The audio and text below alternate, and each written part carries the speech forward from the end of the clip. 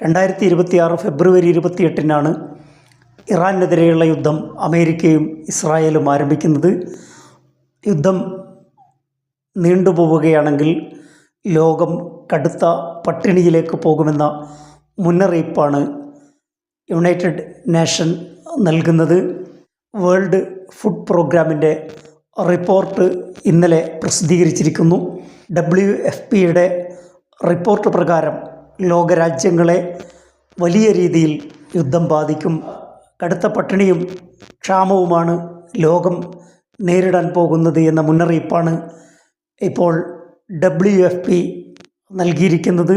Petrol ബാരലിന് $100 തുടരുകയാണെങ്കിൽ ലോകം കടുത്ത സാമ്പത്തിക മാന്ദ്യത്തിലേക്ക് പോകുമെന്നാണ് മുന്നറിയിപ്പിൽ പറയുന്നത്.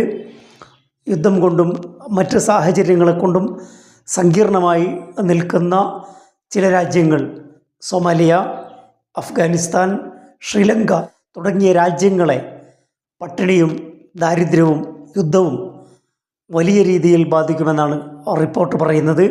കടുത്ത സാമ്പത്തിക മാന്ദ്യത്തിലേക്ക് ലോകം കൂപ്പുകുത്താൻ കാരണം അമേരിക്കയും ഇസ്രായേലും ആരംഭിച്ച യുദ്ധമാണ്.